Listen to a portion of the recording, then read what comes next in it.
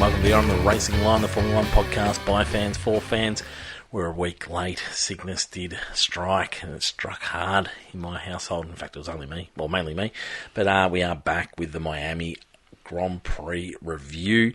I'm joined by Tristan. Hello, mate. Hi, mates. Welcome back, everyone. It's good to be back talking Formula 1. It is good to be back. I didn't need a break, that's for sure. No. But then we've had the break for this week, and then we've had a break because you've been unwell. And then we're back, and now we're into a triple header. Yes, which is awesome. It's going to be Formula 1 left, right and centre. Perfect. Can't wait to get into it. We saw Miami. It was a very Miami sort of weekend. We can discuss that. That's probably the main part I want to discuss. Being a week late on the race, I've got a feeling people are going to be a bit over talking about the race, so we'll sort of skip through that. We'll bring up little bits and pieces, but we'll skip through that. I want to sort of talk general ideas around Miami. Yep. But we'll still do, of course, our all signs 3, 2 and 1, and date of the day and whatnot. Yep.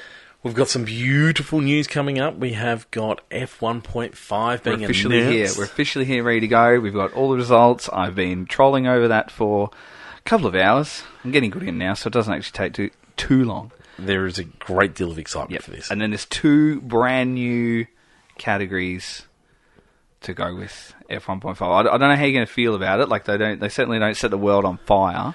This is something new, extra. This is something news extra. to me. Yep, I don't know anything about this. Good. I'm excited. Good, you'll be excited. I'm glad. I'm excited to be incredibly critical.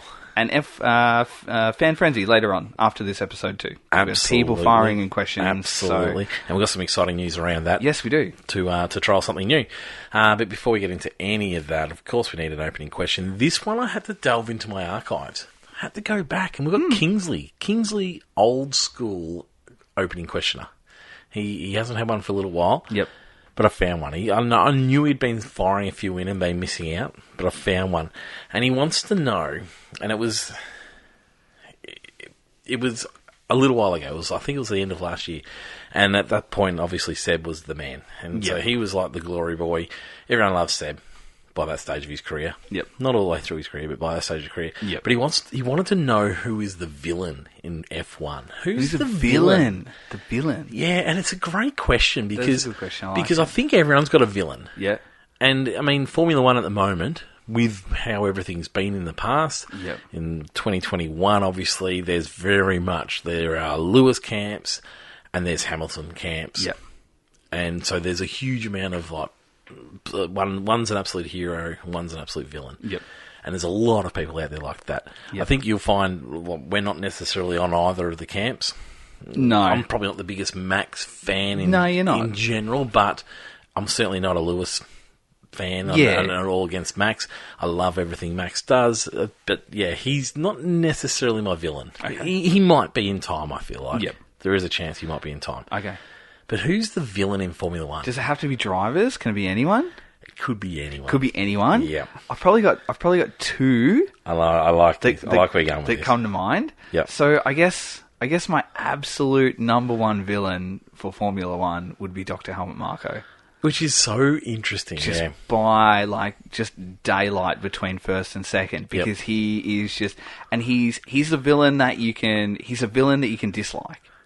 All right, I'll tell you where I'm going with this. So he's your villain that you can really, really dislike because he's cutthroat. He will throw you a lifeline and then he will take it away from you and end your career in a heartbeat. You hear stories of him ringing like young drivers who have come second out of nowhere. Yep. And his first question is, well, why didn't you win? Yeah, and if anyone gets a chance, listen to, I think it's the Danny Kvyat Beyond the Grid podcast, like the one that Tom Clarkson does. Yep. And he talks about how he was racing in like a lower championship and he won, and then he got that call from Marko, and his question was, like you were saying there, why didn't you get fastest lap? Yeah. And he's thinking, well, hang on, Jesus, I've just won. Anyway, so he would be my villain that you can dislike. Yep. Just as a fan that you can dislike. On a contrary to that, I've heard recent reports. I don't know if there's a warming of Helmut. I don't know if there's a bit of a warming campaign. Sure. But I've heard quite a few drivers talk about the support he's given them. Yes. And so there must be that aspect. But I mean, you can't get away with that's what I'm saying. only nailing drivers. So there is a supportive aspect to him, which I want to delve into more. Yeah. I want to know more about this man because he's an intriguing figure. But I'm with you. He is a villain in the paddock. Well, that's what makes him the villain. Is that he'll give you the lifeline. Like he'll throw you all the support in the world, and then he'll just take it from you, and then it's gone forever. So my other villain is he's your villain that you can really, really like. So like you think about like villains in movies, like you think your Darth Vader's, like villain, really likable character. Joker, villain, really likable character.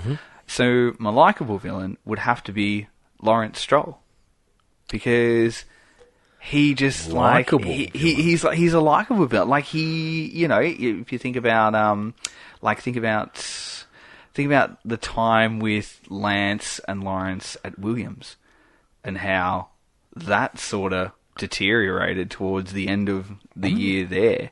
But like, I feel like you can really like Lawrence. Like he would do what Helmut Marko would do. He would bring you into the team, and then he'd cut you. But I don't know, you could be angry with that. Like, so he's a very likable personality. But really? I still see him as a villain. Oh, see, I don't know. In some sorts, because I guess he's bought his team. He's given it to his son. I find him to be, once again, a really intriguing character, but I'm not entirely sure there is the likable. No, I see. I do. I think just on a personal level, as a personality in the sport, I've got a new... like, he's likable. He reminds me of Flavio Briatore. Well, so there you go. There's another villain of the sport. But likable, like Flavio. Yeah, see, I can get... There's a bit of romance and a bit of charm about Briatore. Yeah. Yeah, I'm not getting that from Lawrence, but in aspects I can see it. My villain was always Danny Kvyat. Yeah, I always had that thing about Danny Kvyat. True, he was always my villain, and probably the other villain, and there is the likable aspect of him, is the Helmut Marko. He's not Helmut Marko. Is Christian Horner. Yeah, okay. There is a villain in there. But once again, there is a huge amount of charm, and there's so much to respect. It's really sly. It's like that's right. You wouldn't trust him in Formula One world, but you'd also you want him on your team. Yeah, that's very true. Yeah, I like where you're going with that. Yeah, so no, it's a good question. Good question. Who's an all-time villain? Who's an all-time villain? Really, all-time villain? Probably the main villain. Yep. Verstappen's man, Jos. Yeah, okay. He's a villain in the paddock.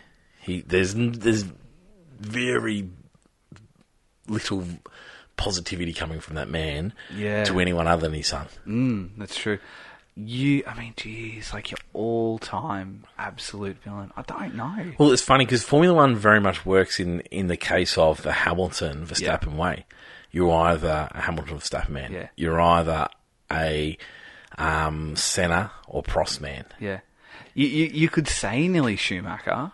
Yes. For some, and there'd be people that would be listening going, yes, absolutely, and there'll be other people absolutely pegging so their phones it's interesting, isn't it? Formula One is always like, it's a very dividing crowd, isn't it? For some, he is the absolute, he's a hero, but for others, when you think about, like, Jerez and, all those races, think about his championship with Villeneuve, think about Hill in Adelaide as well, and just the way that they sort of ended.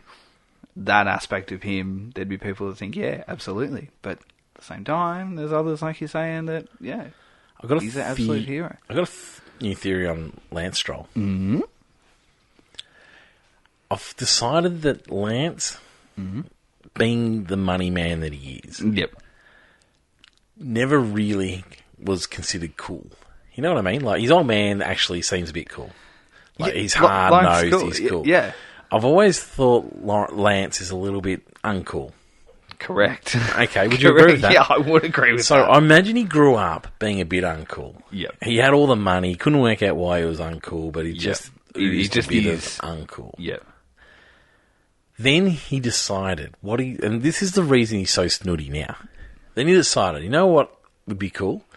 People find me cool if I'm a racing car driver. Yeah, but then I'm going to become a racing car driver. You have to adjust your personality to go with that at the same time. And so he became a racing car driver. He got to the top level. Yep. And now he's snooty because people still don't like him, even though he's got the coolest job in the world. It explains a lot, doesn't it? Yeah, correct. You see a different man. I actually really like him now that I've realised this is the case.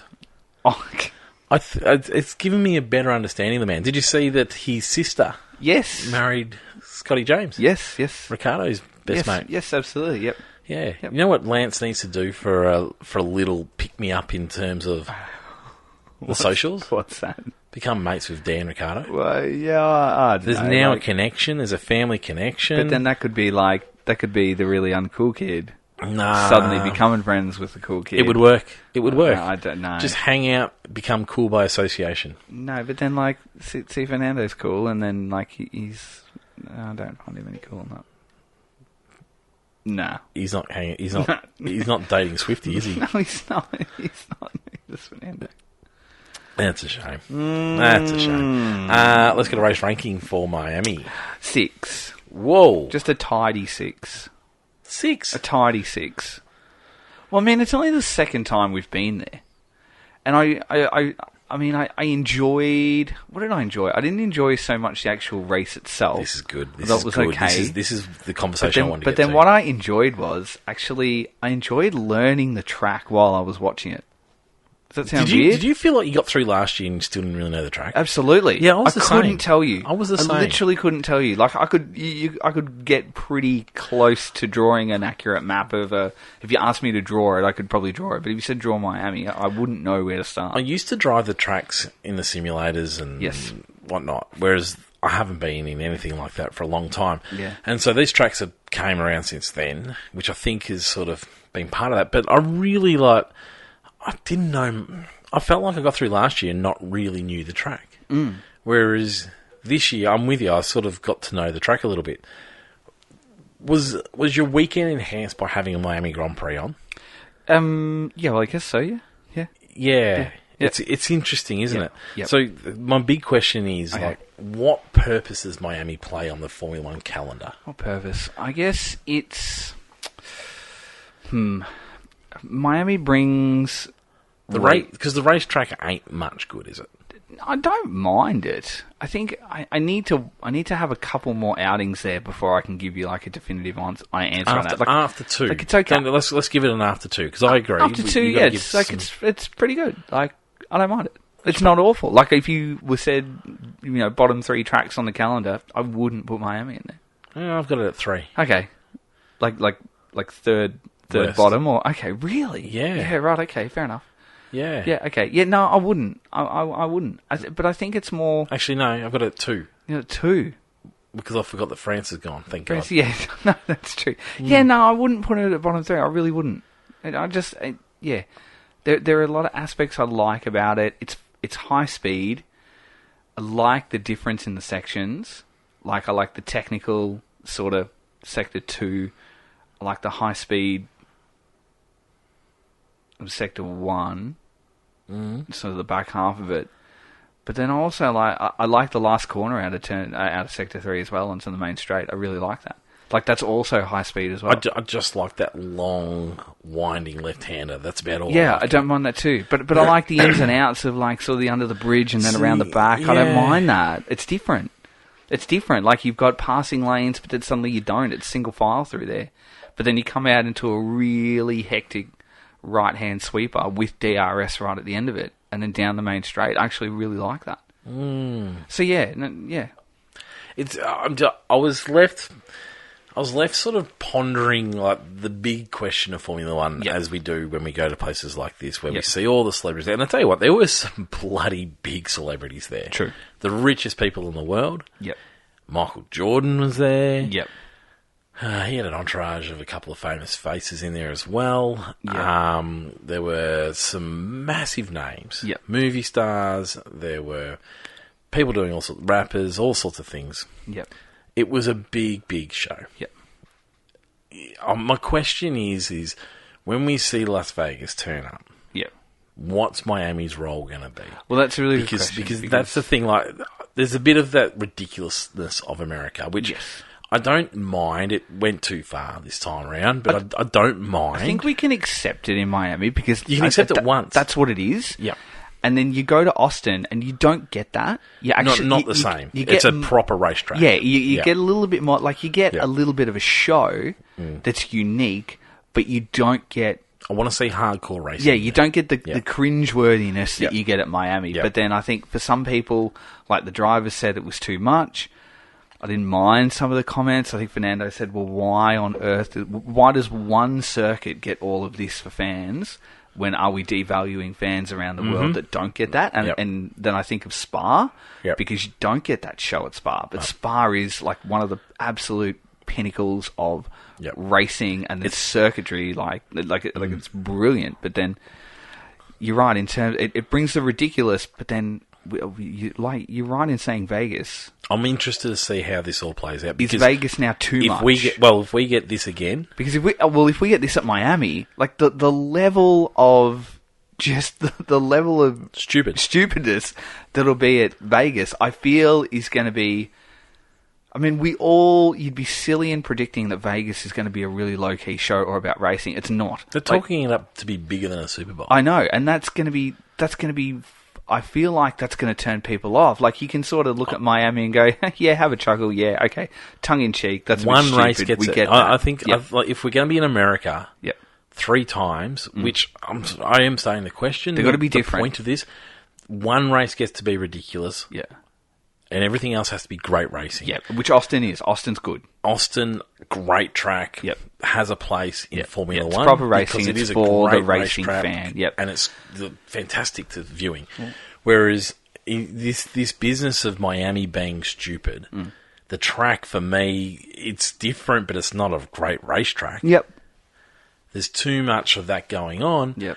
What on earth are they going to do in Las Vegas? And that's the thing. I don't want more of this rubbish. No, and that's sort Las of Vegas. It's probably going to be next level, and it might leave a bit of a sour taste. I'm okay with it happening once because fans' that's what that is. Monaco is what that is. There's some differences at Monaco. Australia's got its own sort of thing going on. It does, yeah. Singapore has its own thing going on. So and Mexico's the same, and Brazil. But let's not just do that again. And I'm really concerned about where Formula One they want to build the market in America. I don't think this is the way to do it. You can't have too much of a good thing. Yeah. So I'm just really interested. For me, I give the weekend a 4. I was really just. I thought I was better for the timing worked really well with us because the morning races it works out really well. But I just felt like what's it bringing to Formula One, and it wasn't bringing anything. It wasn't bringing class. Yeah, but... and see, with celebrity, sometimes it can bring a bit of class, a bit of razzmatazz, a bit of glitz and glamour. Yep. It was I don't know, it was a bit cringy. Yeah. I guess that is Miami, isn't it? That's what it's there for. Yeah. It's there for it's there for the new fans. It's there for the younger fans.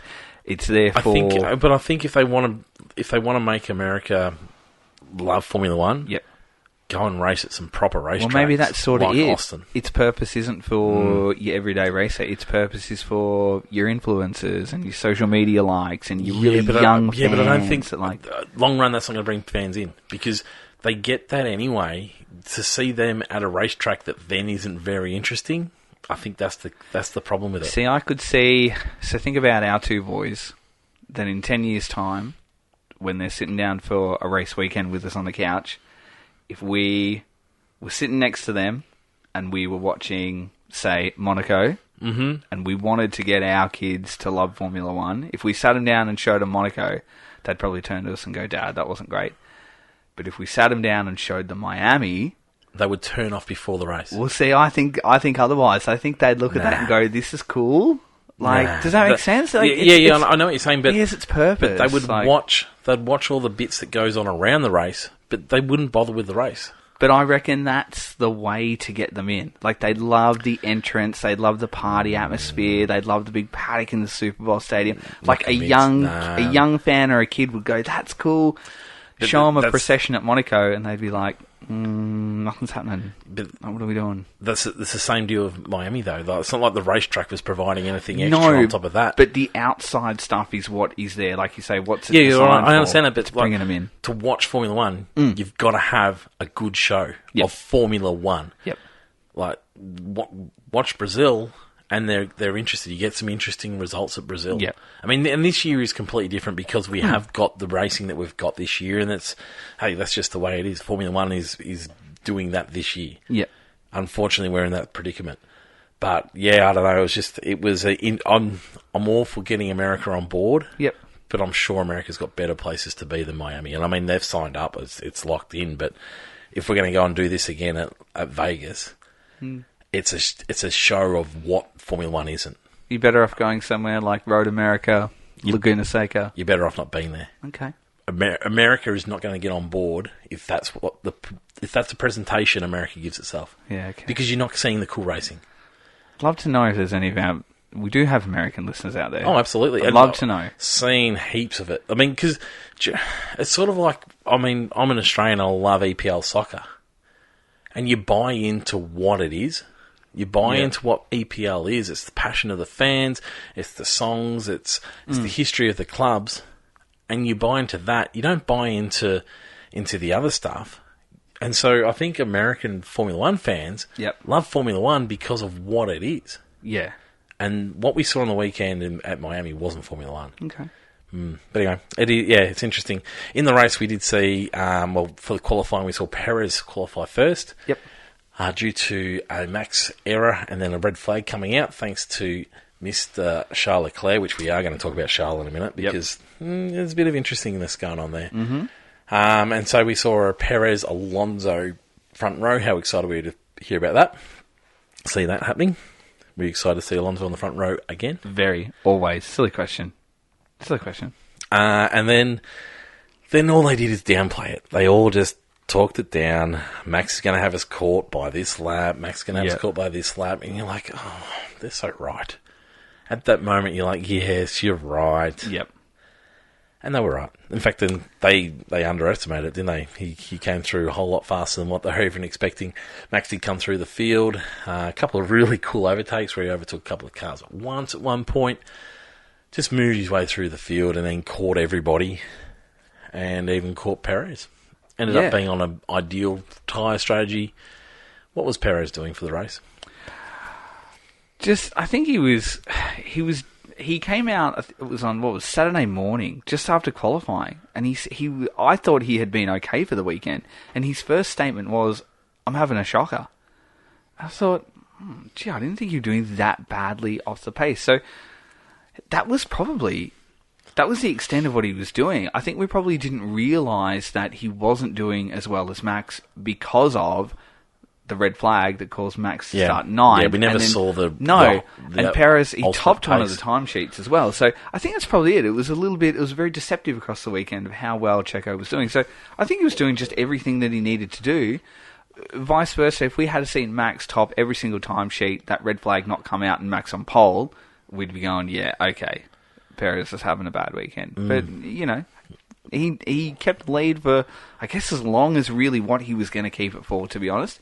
Because on the flip side of that, you look at the time that Max caught up and then got to Checo and then passed him.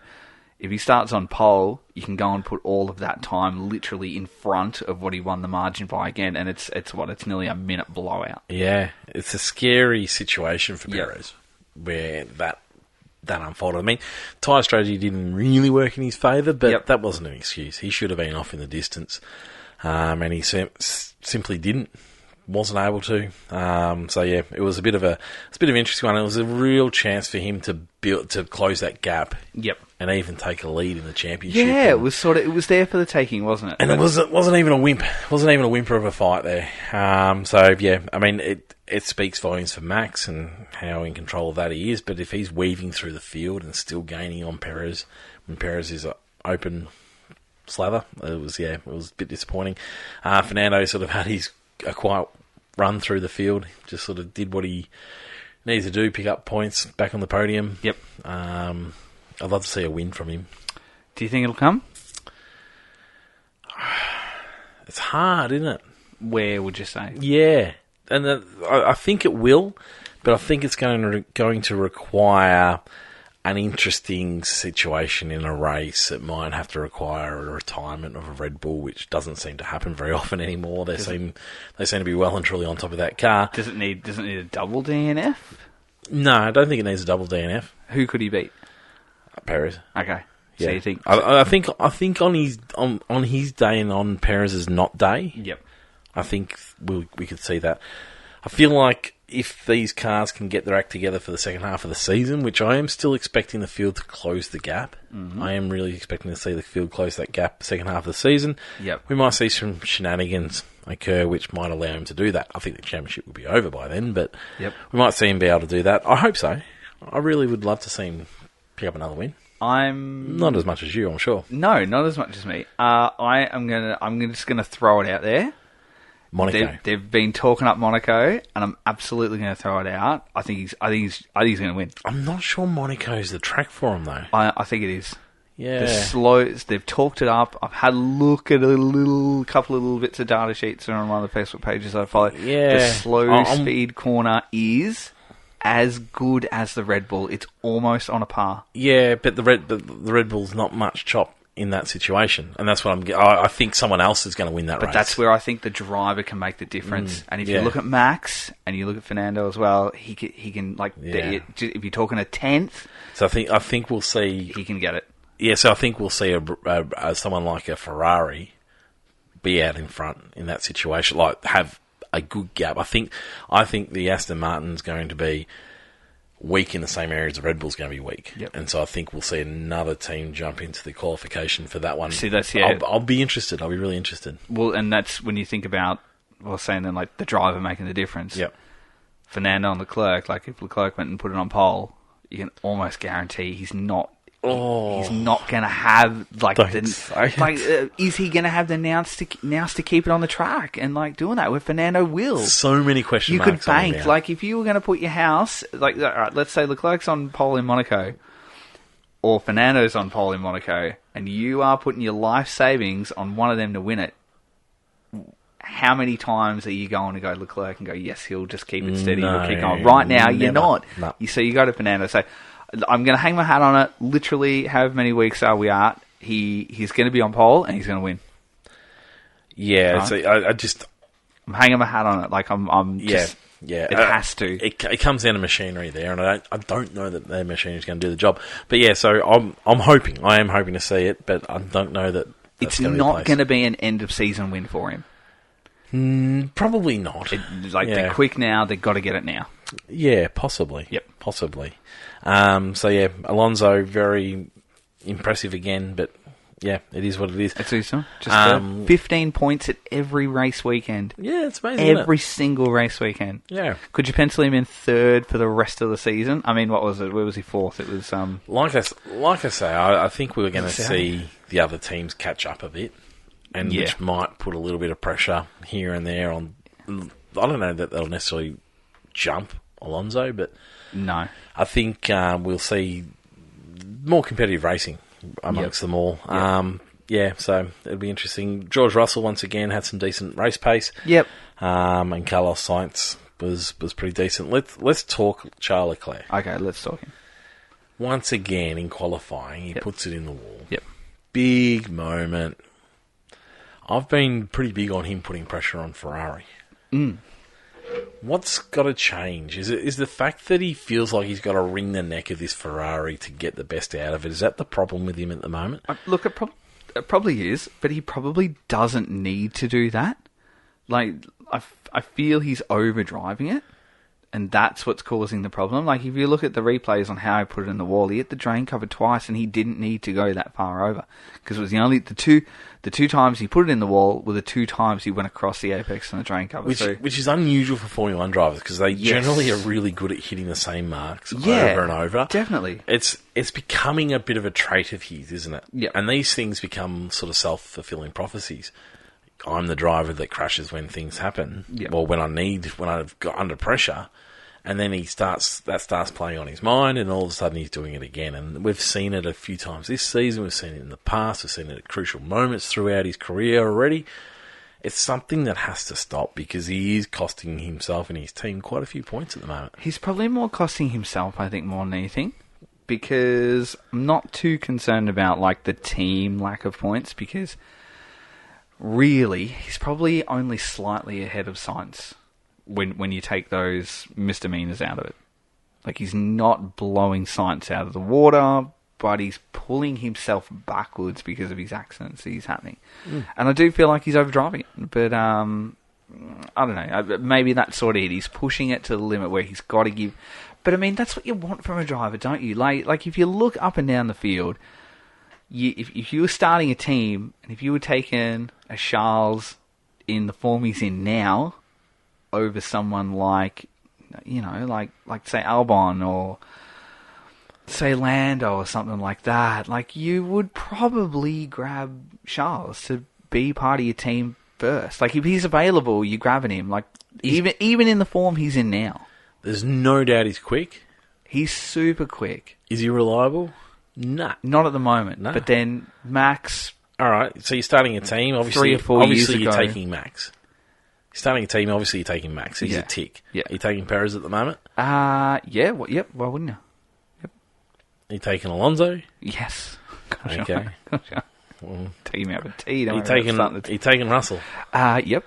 Are these guys all so far ahead? So far, are they ahead of Leclerc? Perez is probably on a par. Perez on par. If you had Perez and Charles next to each other, that would be hard to make a decision. George or Leclerc? Probably George. Sainz or Leclerc? Leclerc. Hamilton? Probably. What, 7-time world champion doesn't tickle your boat? Yeah, no, I don't know. I'm just thinking. Yeah, maybe.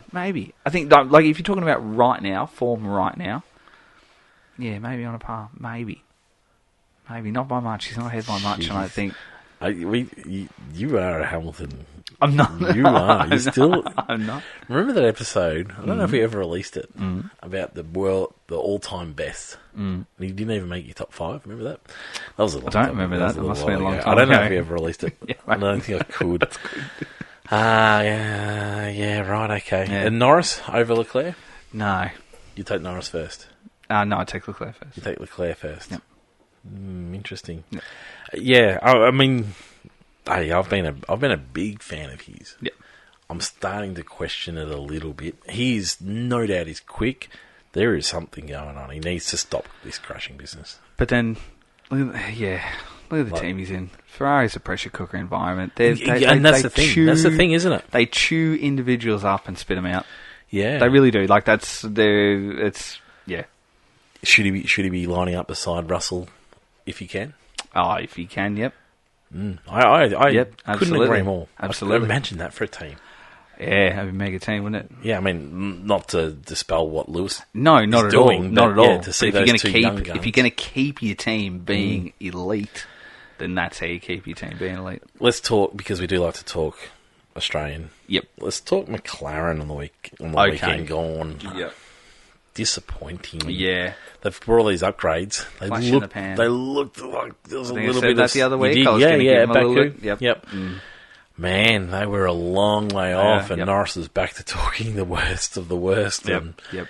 It's an interesting situation at the moment. They've got a big hill to climb. I think you had Baku as a bit of a flash in the pan. They had the high speeds. That's probably all they had. Their slow corner speed and their mid corner speed was really poor. Yep. Across the weekend too. So yeah, I think what you could probably expect them on that form alone, they'll do all right at Monza.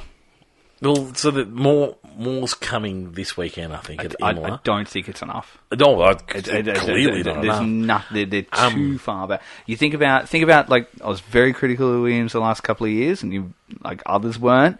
But the gap that they have to catch is too big, and everyone ahead of them is going to be moving forward regardless.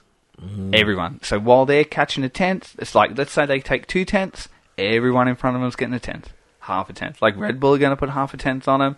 Aston Martin are going to put a tenth on them. So are McLaren. So are Mercedes. So are Ferrari.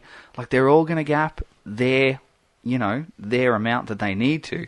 So if McLaren is going to catch them, they're going to need like 3 tenths just to get a tenth ahead. The part that concerned me the most on the weekend is that they were showing this form. Yep. And the team was coming out and saying, no, we're confident this car's going to be okay. Yep. We're confident we're going to make it comfortably into Q2. Yep. We're confident we're going to have a better race car. Yep. None of those things eventuated whatsoever with McLaren. Now, I don't know whether it's because they just weren't messaging very well. Yep. But for them to come out with confidence and then turn in that result, that made me think they have no idea what's going on. You cannot put that amount of you cannot put that amount of aero or development onto a car and then suddenly jump half the field. So Aston's the prime example last year. When we turned up to Australia, that Aston looked totally different to what it did 3 or 4 rounds later. But yet, we didn't suddenly see Aston going from the bottom of the field to 4th. What they went from the bottom of the field up a couple of places, and then for the remainder of the year chipped away to eventually, 22 rounds later, just be knocking on the door of the midfield. So that should tell you that it is not physically possible in this environment to throw a huge amount of development on the car and suddenly start grabbing podiums. It's not realistic. Yeah, and like I said, my concern was that they thought that that's where they're going to be. Yep. It's just stunk of misunderstanding of their situation. And those around them too. I worry more when teams do that than when teams are like, oh, we know where we need to be moving. Yeah. And we're working on that. You would think that it felt like they thought they were in a different ball game. Yeah. To what everyone else was saying. And then under the proviso that those in front of you are not making any ground at all whatsoever, which is in the current climate is not going to happen. 3, 2, and 1. That's awesome. Thanks to all signs. What are we going with this week? 3, 2, and 1. The all signs. That's awesome. Thanks to all signs. 3, 2, and 1. I'm going to give. I'll give 3 to Max. Because it was just... And we never do. We never do. But to come from as far back as what he did, I say as far back, it's a little bit of 2020. I was hopeful this track wasn't going to allow for him just to barnstorm through. There is no track that he's not going to Monaco's probably the one. You could put him at last at Monaco, and I bet he'd still bloody win. I think you could put him... I don't think so. His casual demeanour... of not being on pole and leaving on the weekend going, nah, don't worry about it, she'll be right, tells you how just on top of it he is. He's at the absolute peak of his game I'll give him 3 points as well. Yep, 3 to Max. Yep. 3 to Max, 2 to Fernando because he's just doing unbelievably good things week in, week out. 3rd again. Where are we? Imola? He'll be 3rd at Imola again. Absolutely guaranteed. Oh, this hurts me because I'm going to give him 2 too. It would be as short a price favourite as Max to win Imola as Fernando to be 3rd. Particularly when we're still seeing like the Stroll nowhere near what he's achieving. It's still very impressive. Yep. And then my one, I'm going to give to George. Oh, fuck! I don't like agreeing with you. That's but good. I'm 100% with George as well. George. I thought George had a nice little race. Yep. The honourable mention to Lewis because he sort of came back at it towards the end. Okay. Yep, just all right. Honourable mention. Date of the day? Date of the day. It has to be the intro. The driver intro. See, we haven't actually spoken about that. I know, we haven't talked about it yet. But it has to be the driver intro. What was wrong with it? Everything. Tell me more. Just all of it. I don't know. Like LL Cool J, like announcing them, and just like the fanfare, and then like the cheerleaders and stuff. You know how you fix it. You don't do it. No, like if they want. I've just spent the whole time bagging it out. Yep. If they want to do different for this race, just condense the whole thing to a minute. Yep, just a minute. Yep. It was cool that Will.i.am. No, it wasn't. Orchestrated some music. No, that was. But it wasn't cool for 5 minutes. It wasn't cool for any minutes at all. So you've got him. No, you've got him composing some music. That's fine. But he wrote a song about Formula One. Yeah, but that's fine. It's stupid. But you do that, and you have all your drivers lined up. Yeah. And then LL Cool J goes through and says, "Ladies and gentlemen, Nick Devries. Ladies and gentlemen." Yeah. And then they step forward. Yeah. Don't mind and it. go and do that.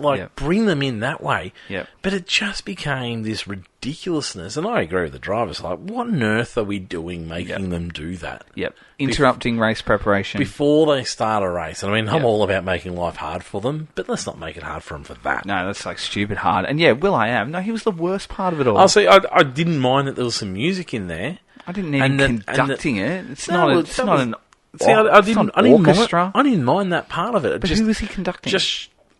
Well, there's people playing violins and things. Have you ever seen a band of violins? An orchestra? I don't know that they will follow along to it. And then he's like outfit with like the sponsors on it, and his songs about Formula One, and it was just dumb. Yeah, it was. It was just dumb. Yep.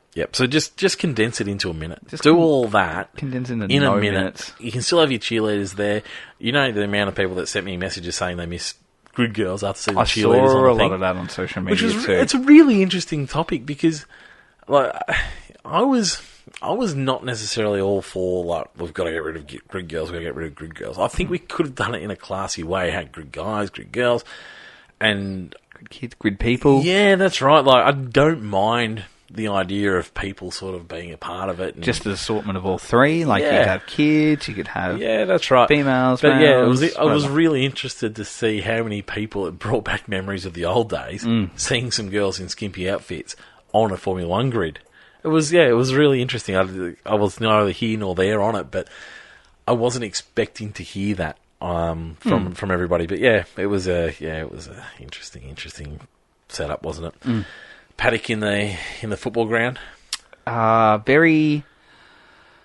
I don't know. Everyone was paid. Well, everyone talked it up. Best paddock ever, but God, it looked like it had no atmosphere. I was going to say, like we're lucky to have the atmosphere in Australia, which is very tiny, but it's very enclosed. But then, at the same time, you could nearly sell tickets to the paddock, couldn't you? And sit them in the grandstand? And just sit them in the grandstand, and you could just watch. I was like, my God, there's money to be made there. I don't know. It felt separated. It felt separated, not what a paddock's supposed to be. It was almost like a bunker, wasn't it? Yeah. It was like a bunker separate to the race weekend. Yeah, I agree with you. I want to. Didn't really give too much. In the past, you've been a big fan of Danica Patrick. Yes, I am. That weekend? Yeah, absolutely. Don't think she was. I saw a lot of criticism of her. Honestly, I'm a big fan of bringing in some different voices. Yeah. I worry that Danica Patrick doesn't know much about Formula One. I don't think she gave anything less than... She gave plenty less. She was corrected by the drivers on a regular basis. I didn't really pay too much attention She to that. talked about things, and then the drivers go, "Oh, well, actually, in this situation... Yeah. This actually does make a big difference to them." I mean, they're talking about the wind at one stage. I'm not sure that... She's saying, I'm not sure that's going to make a big difference. And then Jensen at saying, "Oh, look, it actually makes a huge difference." Yep. Look, I'm all for some different voices. Yep. The fact that she hadn't been to a Formula One race yet this season sort of bothered me in the end. I was like, you're not an expert. Yeah. You're talking like an expert. You're not hosting. You're talking like a driving expert, but you have no expertise on it.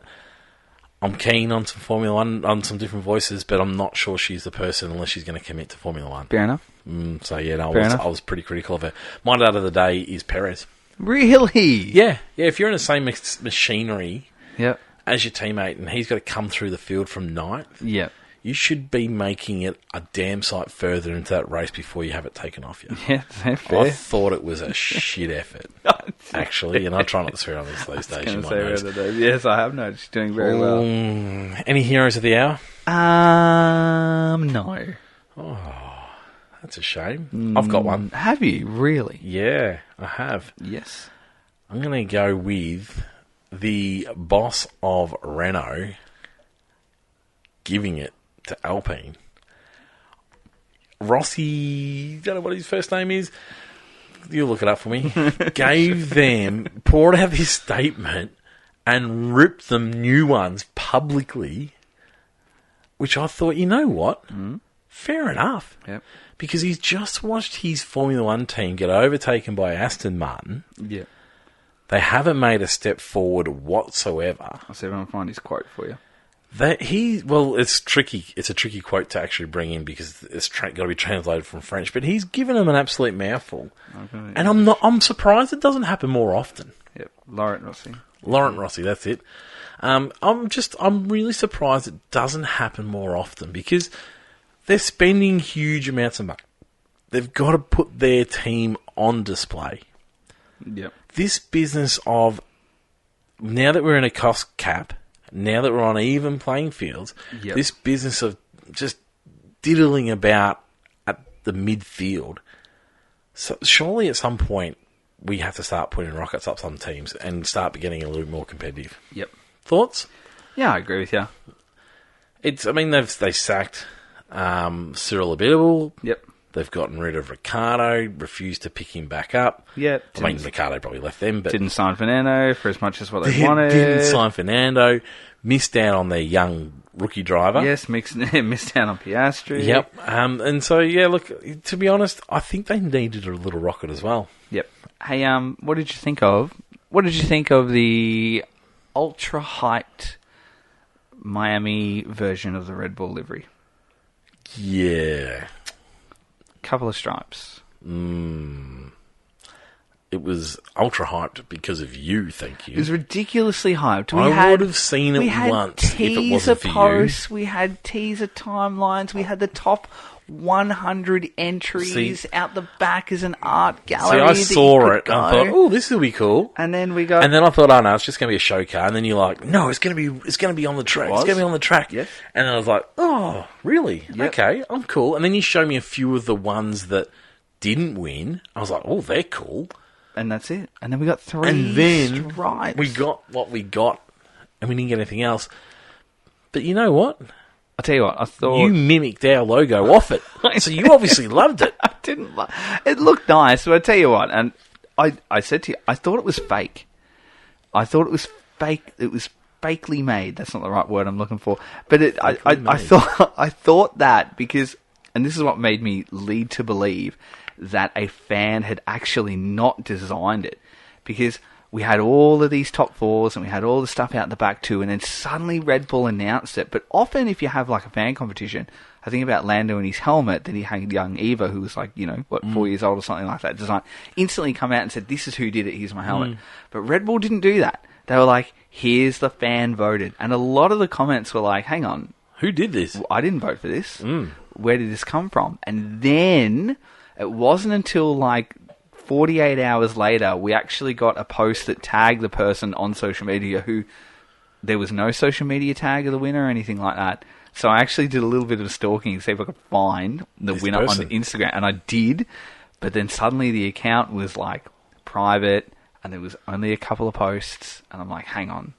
Like, are we actually... So you're calling bull on Red Bull? Well, I was, but I'm not now, because then we had her at the actual reveal.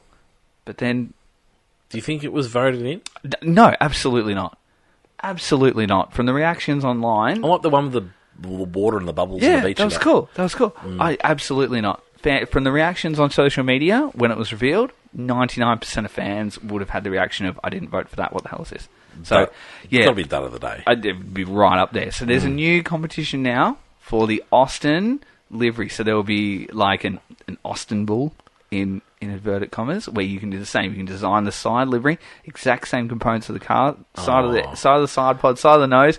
All the comments of people saying, well, we'll just do a red, white and blue stripe. Oh, well, I was going to say, or is it just going to be a few stars? I'll be interested to see what this looks like. So, anyway. Call them Bull, Red Bull. F1.5.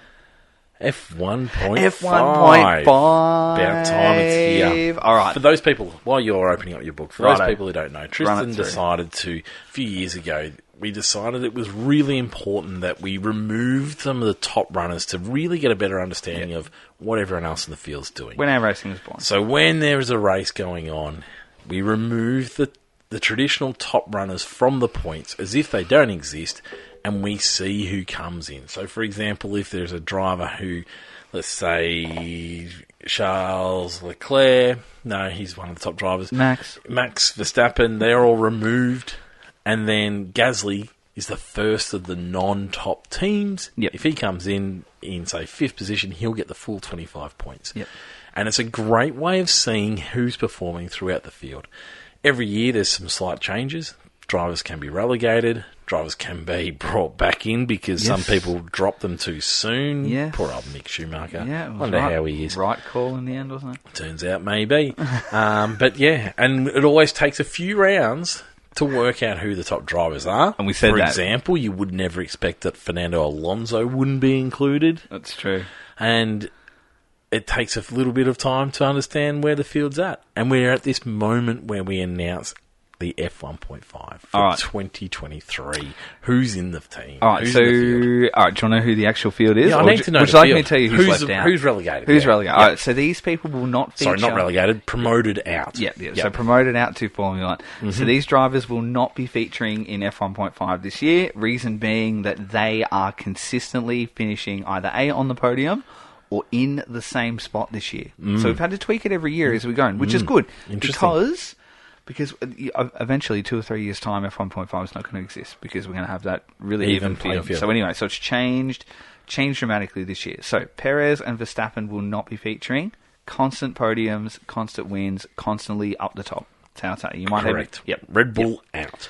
Sainz and Leclerc will not be featuring this year. Fair enough. Yep. Not that they're performing They're not setting the world well on enough fire, for themselves. but they're constantly but... 5th, 5th, 6th. Agreed. That's where they are. That's their pecking order. Agreed. Hamilton and Russell also won't be featuring this year. Correct answer. All right. I'm a bit worried about where you're going with this. Okay, don't be. Alonso is definitely not featuring. Thank you. Because he's third. I know you look for ways of letting him win things. I know.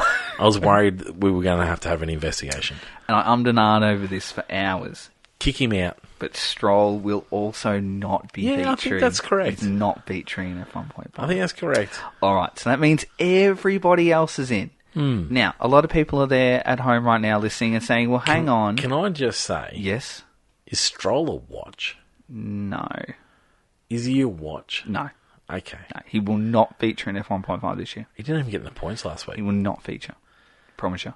I've been through it all. He will not feature. Okay. Now, I know there were people out there in podcast land going, well, hang on. You've literally got in the championship position 1, 2, 3, 4, 5, 6, 7, 8, which is correct. That's the way it should be. So why don't you just take them all out, and then the leaders, the top 3, really should be Lando, Gasly, and Hulk, because at the moment in the championship, they're 9th, 10th, and 11th. Okay. But for those people, I'll say no, because that's not how it works. No, and it doesn't if you have a work that way. look, you will be shocked to see who is actually leading and how we are going. All right, before we get started, I want you to give me...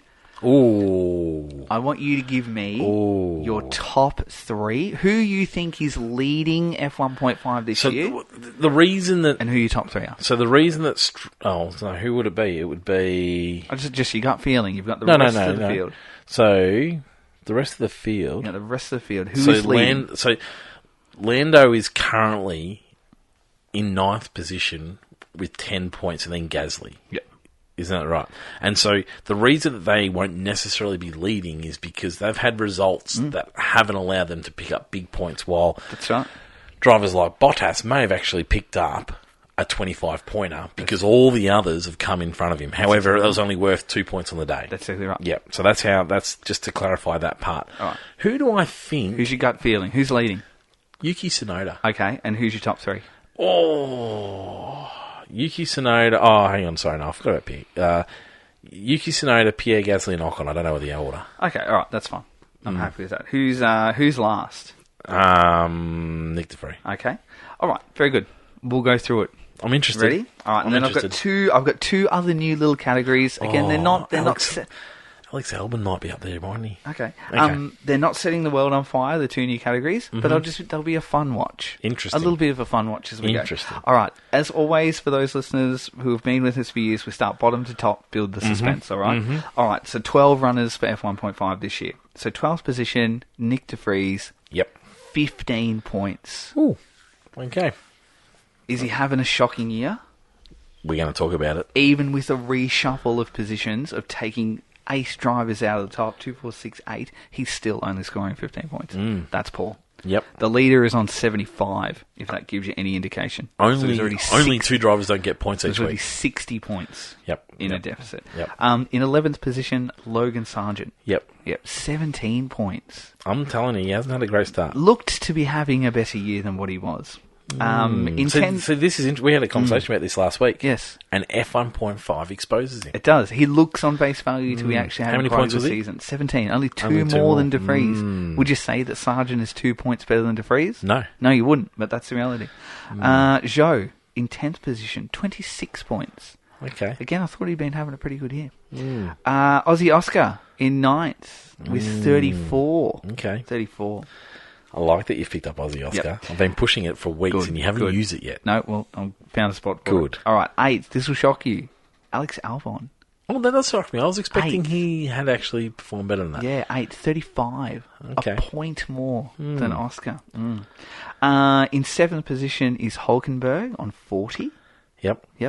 In 6th position is Bottas on 44. Yep. This is my big surprise. Kevin Magnussen Yeah. in 5th position, 48. He would have picked up a big bag of points on the weekend, wouldn't he? Yeah. 4th position, only a point outside of the podium, is Ocon, last year's reigning champion. Ooh. Only a point outside. Okay.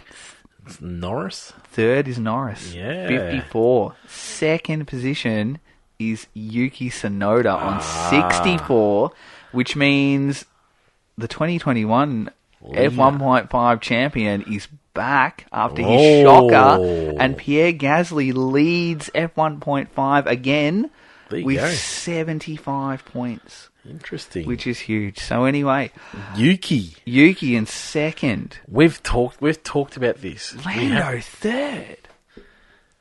Yeah.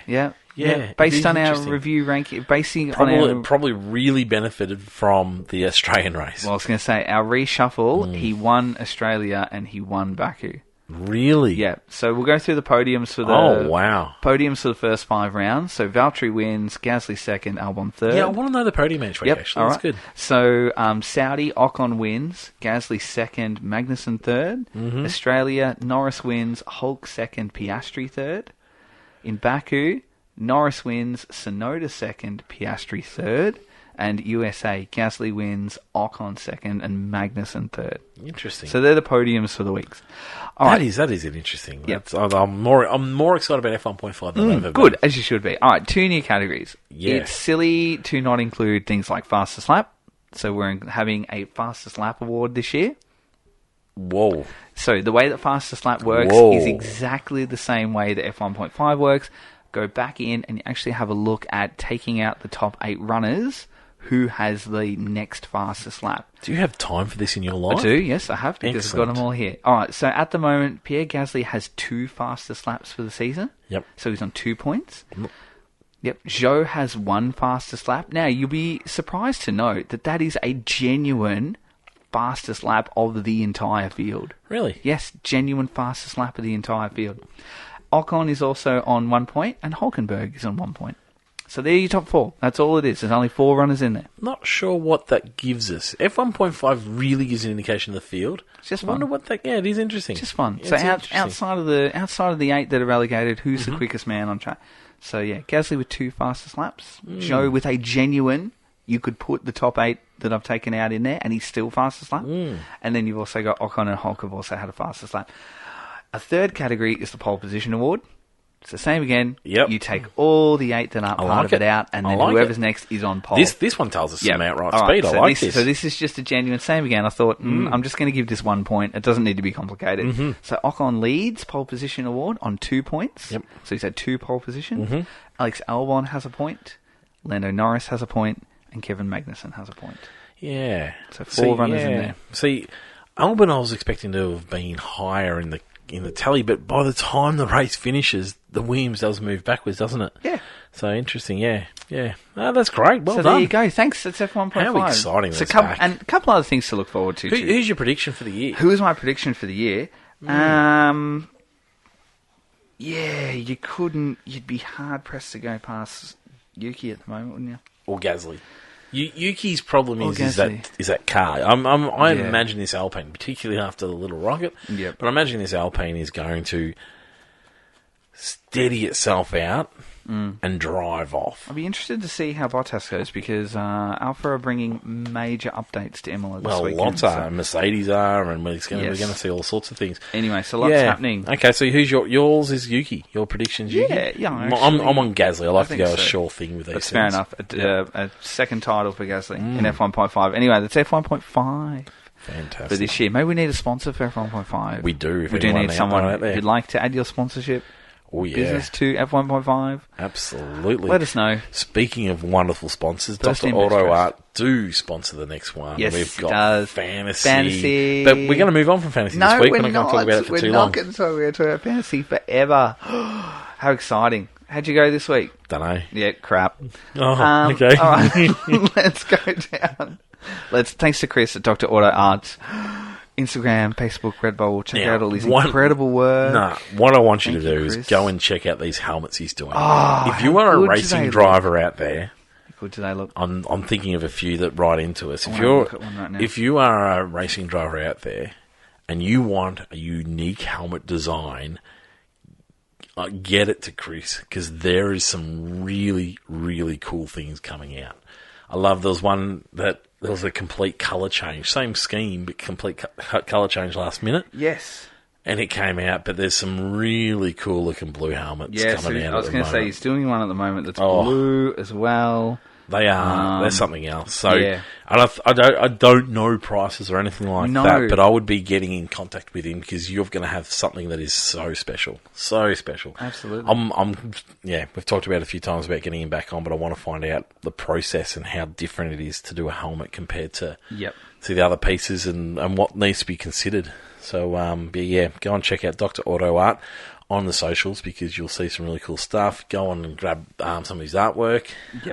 It's hopefully we'll have a new studio soon. So I'm hoping to sort of kit it out with a little bit of this stuff. So it's going to be happening. And get in touch with us too. We can also get in touch with Chris for you and just find out how much and all that kind of stuff. But it's definitely the area that he's moving into outside of his incredible artwork. Well, it seems to have really stepped up. Absolutely. Recently. And as we know, top 3 finishers take home a wonderful piece of art by Chris. Absolutely. At season's end. All right, let's go all the way down the bottom and let's find you to begin with. 27th position. So you've gone up.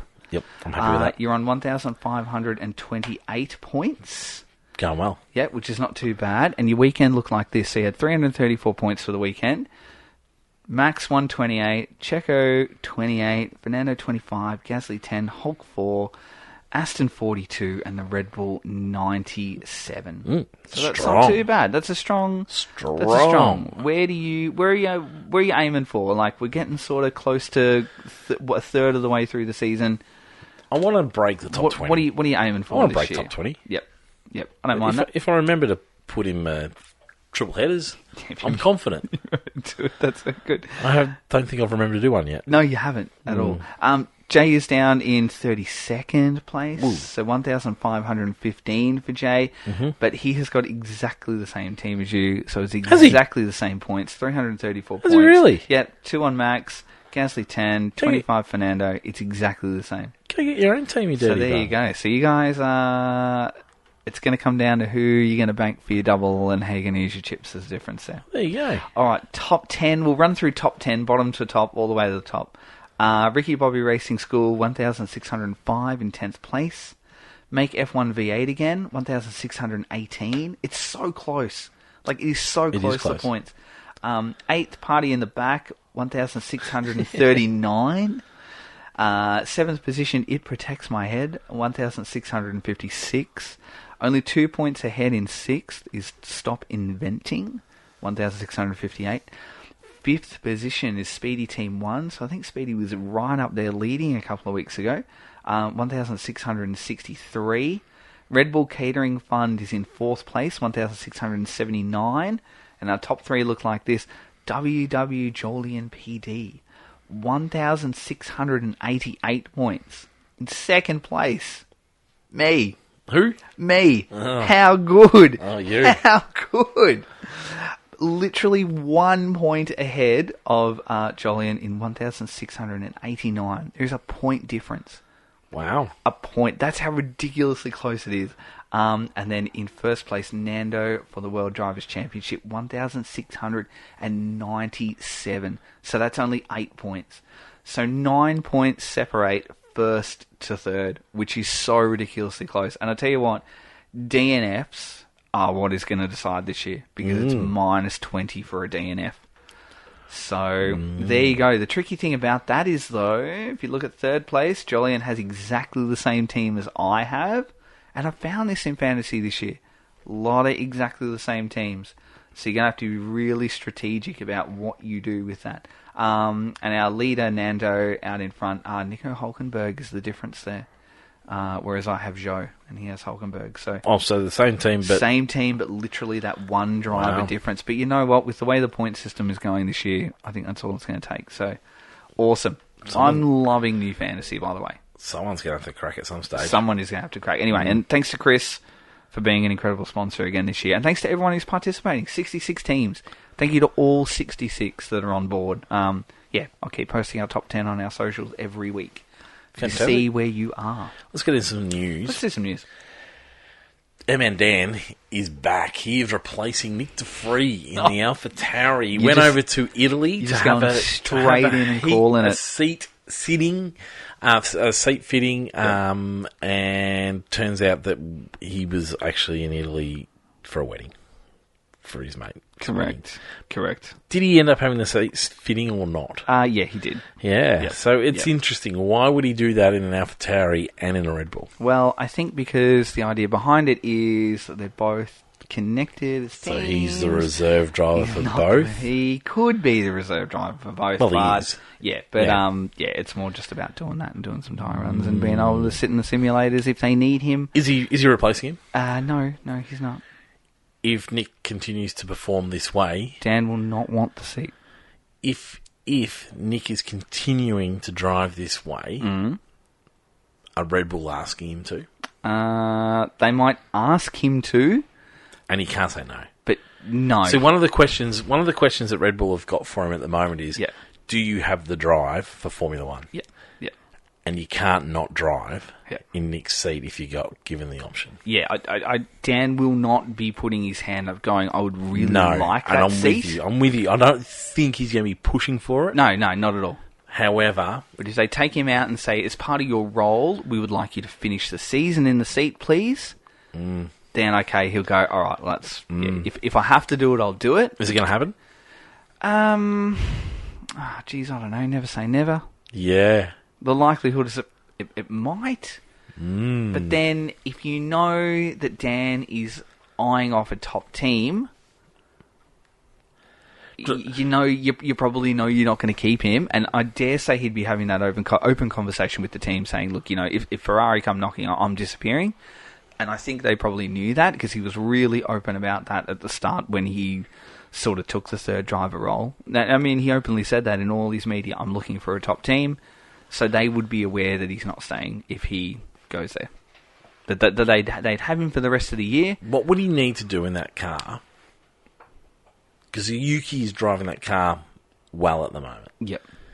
Is there a chance that his reputation is further dented by jumping in that car, not coming to grips with it quick enough, possibly, and being done by belted Yuki? Off the park by Yuki? Yeah, well, absolutely. not even belted off the park, no, but just even just being beaten by Yuki. Yep. It doesn't necessarily do it's a bit of a rock and a hard place for Dan, that one, because it's not going to do wonders for him. I'm not sure it's a great car anyway. However, we are seeing Yuki be able to perform in it. Yep. The other option, the other side of the card is, Dan is a world-class driver. Yep. Yuki ain't. No. He should actually be able... we've been jaded by the Norris situation, which is a McLaren situation more than anything.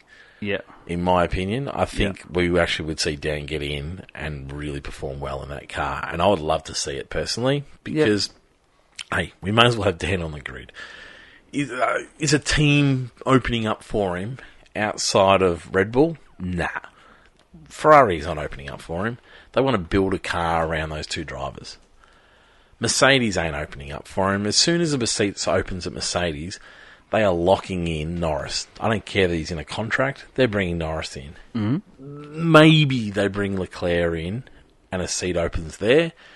And in that situation, maybe Ricciardo goes. But I think you just jump on it and you just make it happen. Well, these are your drivers that are having their contracts that are ending this year. All right, so Lewis is ending this year. Mm-hmm. Sargent has is not signed, by the way, Lewis. Sargent is ending this year. Nick Devries is ending this year. Yuki's is ending this year. And Magnussen's is ending this year. Hulk's is ending this year. Zhou's is ending this year. That one's interesting. That one's an interesting segment. Yeah, that's sort of it. George is in a long-term contract. We don't have an end date for that. Yep. 2024, Fernando ends in 24, Oscar ends in 24, Ocon, Sainz, Leclerc, Perez, Valtteri, Albon's got a contract for 23 and beyond, but again, that's got no end date. Lance Stroll is there for as long as he likes. Yep.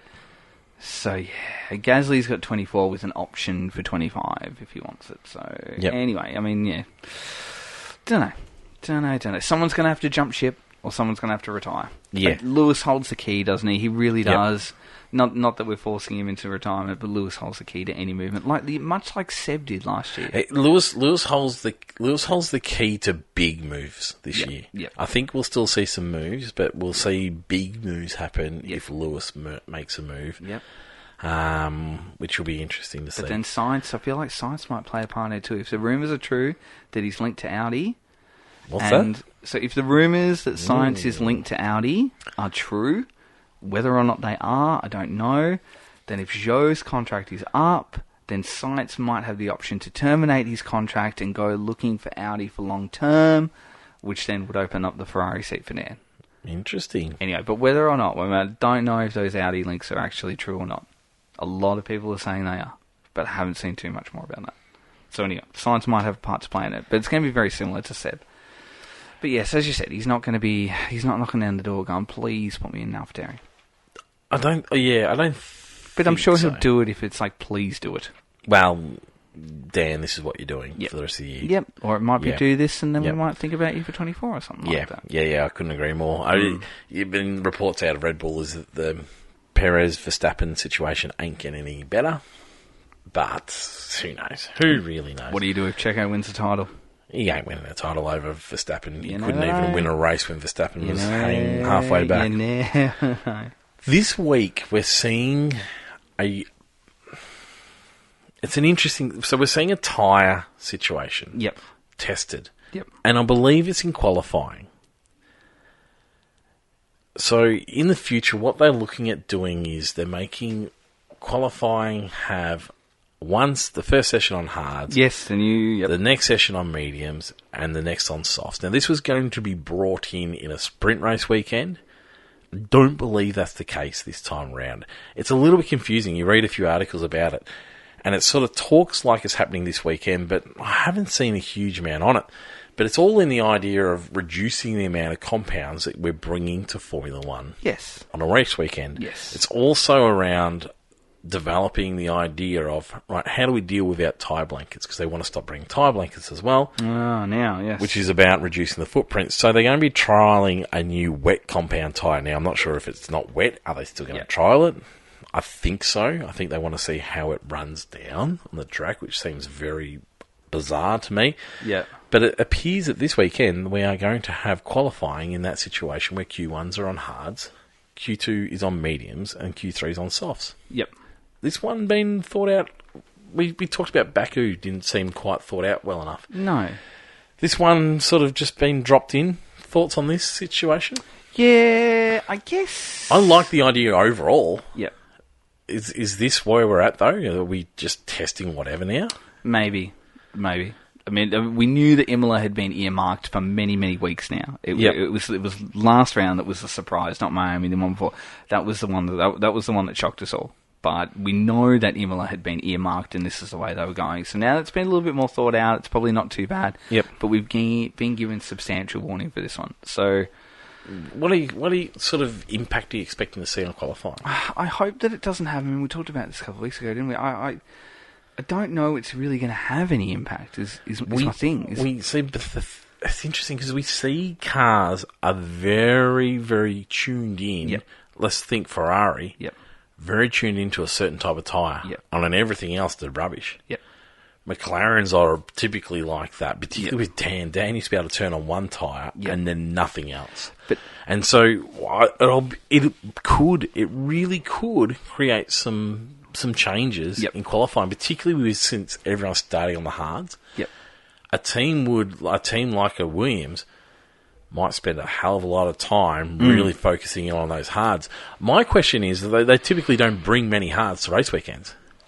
Are we going to have enough tyres for the rest of the weekend is my big question. Yeah, look, I hope it doesn't. I think I'm worried that we're going to see... I'm worried we're going to see teams not racing because I don't have the right tyres. Yeah, and we had a situation like that many years ago, didn't we? So we don't want to see that. I think if it's a bit of test and see sort of type setup, eyes are probably going to be on the back of the grid. They're not going to be on the front of the grid because the pecking order for 3/4 of the way down is already set. And listen, we talked about this a couple of weeks ago. You know, you put Max on hard, he's still going to be the fastest car on a set of hards. You put him on softs, he's still going to be the fastest on softs. Fernando's still going to be third. It's the middle ground. It's the back. It's a Haas going to be a little bit quicker suddenly than an Alpha. I'm worried we're going to see a car sneak their way into Q2 and then be nowhere. That's my concern, is that we're going to see like a real non-event in some of the sessions because a car's got in because they're really good on a certain compound, but then they're nowhere on anything else. And so it'll be interesting. It'll be an interesting situation. I don't mind them testing it. I don't mind the overall theory behind it. I suppose you've got to try it to actually know what is going to happen. But yeah.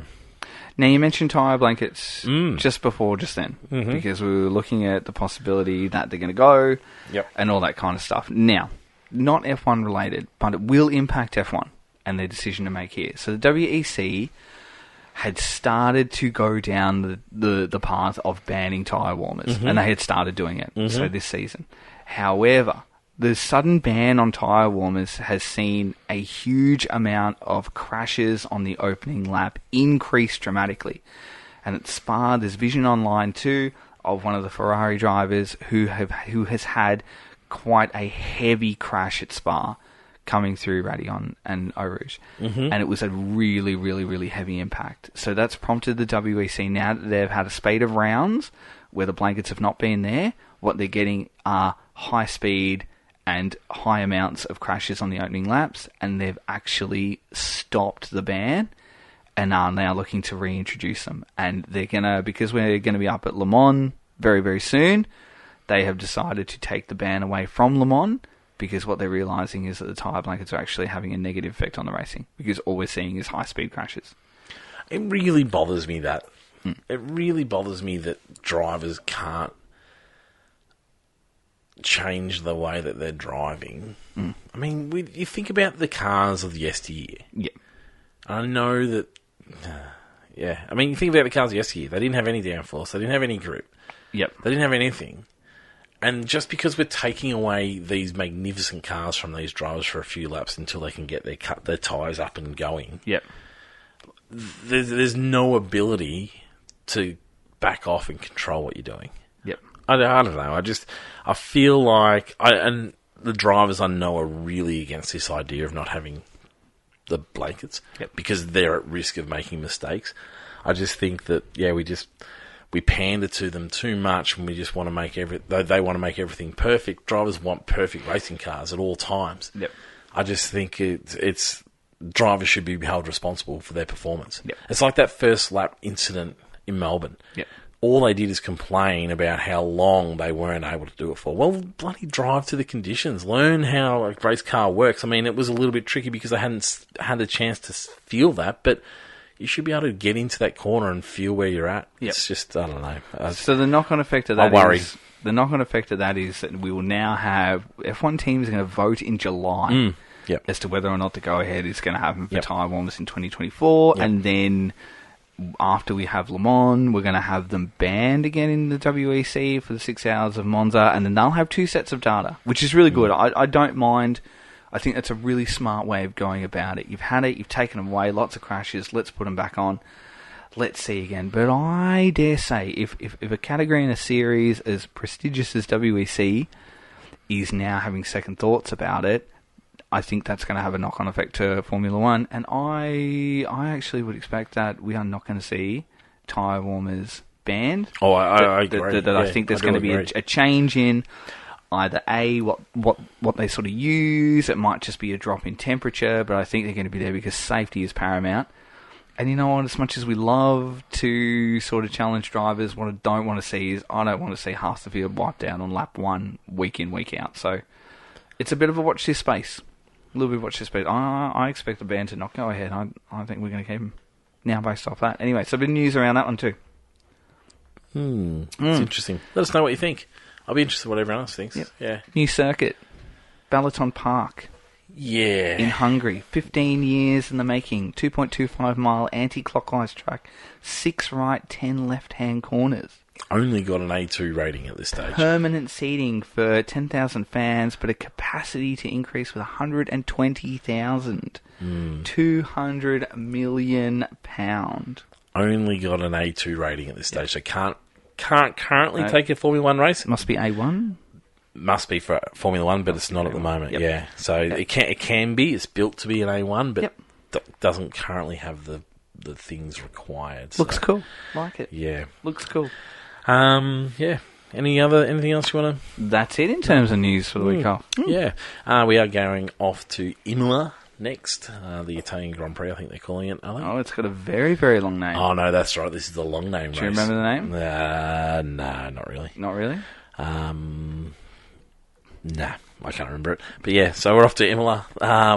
Thoughts, what are you expecting to see? Do you like Imola? Yeah, I love Imola. So good. Weather? So good. Weather is hectic. Weather is a possibility hectic. Again. So it's red zone weather, which is like extreme end of wet. So yeah, which is worrying at the same time because we know as soon as it gets too silly, yes, they don't get on the track. But yeah, it'll be an interesting one to see. Yep. I mean, obviously, Max is your prediction. Yes. Yeah. Yep. Or if it rains enough, maybe Fernando. Maybe a week earlier. Here's our race name. Formula 1 Qatar Airways Grand Premio del Made in Italy. I'm not even going to try and attempt that next one. Dell'Emilia Romagna 2023. That's the one I was thinking of. Which is also known as just Imola. Why can't we just call it Imola? Nah, I don't know. Or the Italian Grand Prix. Yeah. I mean, even the F1 app is just calling it Italy. Yeah. And I mean, yeah, you know there's some problems. It's Monaco is Monaco. Spain is Spain. Yeah. Canada. Yep. Surprise, surprise. It's called Canada. Makes sense. Austria. Von Ostrich. Great Britain. Surprise, surprise. It's the British Grand Prix. So we're looking for some nice bit of weather. Do we need a stupid name like that? And yeah, hopefully we'll see some wonderful racing. I'm answering your question. Nah. Singapore. Guess what it is? Yeah, it's the Singapore Grand Prix. It's actually the Singapore Airlines Singapore Grand Prix. Too many Singapores. Two Singapores. Yeah. Yeah, Japanese Grand Prix. Some exciting news about fantasy. Not F1 fantasy. About Fan Frenzy. Fan Frenzy. Yeah. Yes, we are going to earmark in a few weeks' time. If you would like to come and join us live, so instead of punching your questions into Facebook in the comments, you'll still be able to do that. Yeah, you'll still be able to do that. Still be able to do that. By all means, you can do that. But if you would like to actually physically join us online for that weekend, we will think about a time. We'll do a little bit of logistical planning around it. Yep. But you can log on to interwebs, as Jay would call it. And join us. And join us. And you can ask us face to face. And then we'll ask questions face to face, but we'll also throw a few of the questions to some of our listeners, particularly, I know, we got some great feedback from questions this week. Yep. And so, I'd like to sort of discuss a little bit of that stuff. And it'll just give you a good opportunity for those people that always join us on Fan Frenzy. You can just have a live discussion with us, and then you might be able to hear from the other people that jump on. We've always got stupid questions for you that come from your questions. Absolutely. So anyway, you can jump on. You have to behave yourself or we'll boot you off. Yep. It'll be like being on real live radio, won't it? We can cut you off. Oh, that'd be nice. Do you know what the Qatar Airways called? The Qatar Grand Prix is called? Qatar Airways Qatar Grand Prix. Can I cut you off? There's too many Qatars there. There's two Qatars. Okay. I'm going through all the circuit names here. Enjoy. We're starting a triple header. Imola's first, then we go to Monaco, and then we're off to Spain. It is wonderful. Thank you very much for joining us, and we'll be talking again next week. Goodbye now.